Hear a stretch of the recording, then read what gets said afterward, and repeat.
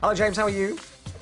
I'm very well, thank you. Thirsty is the answer, clearly. Thirsty. Look at that neck and that back. Throat lubricated, ready to go. Very good. Tell me about X-Men First Class. Sell it to me. X-Men First Class is, if you've seen the other X-Men movies, new, fresher, younger, hopefully funnier, and just brilliant.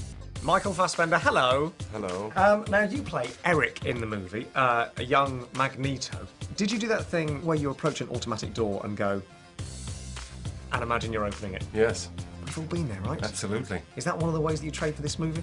You know, that's it. You know, I would sort of, practice sort of for hours on end with anything metal that I could get my hands on, with little success. Really? You've not had a go at spoon Kind bending? of frustrating. I did. That was the first thing that I tried. Really? Did you Yeah. try that? We've all tried. Yeah. We've all had a go, haven't we? Yeah, absolutely. Any luck at all? None.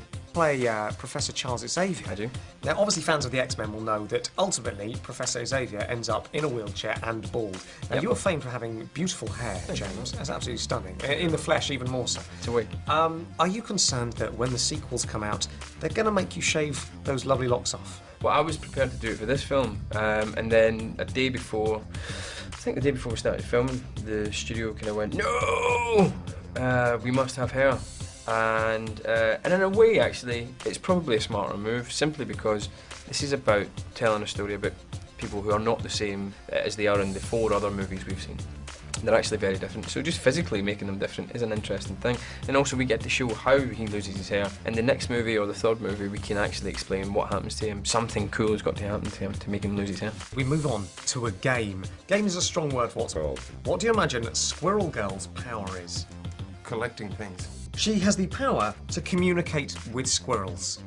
That is the worst superpower of all time, right? You don't So know what what are they gonna squirrels say? get up to. They might teach you how to survive the... He can sort of get rid of his arms at any moment. Maybe he needs to squeeze through. Rip one of his arms off and then use it to club people with. Yeah, strange but effective. And finally, I like to pride myself on having moderate mind-reading skills. Okay. And I think I can work out the question that you get asked that annoys you the most about this movie. All right? Okay, go for so it. I've got it written. That's my last question. Okay. So the question, genuinely, when people come in here and they go, "Oh, you're an X-Men," the question that Okay. How many times did you have sex with Michael Fassbender? that was the question. Is that the question? And what is the answer? 4. 4 times. 4 times. And how tender a lover is he? Define tender. I guess a bit of spooning afterwards, some snuggles, maybe a little on the neck. I'm left to take care of myself after. Really? Okay. James, thank you ever so much for chatting to me. Thank you very today. much. Cheers, man.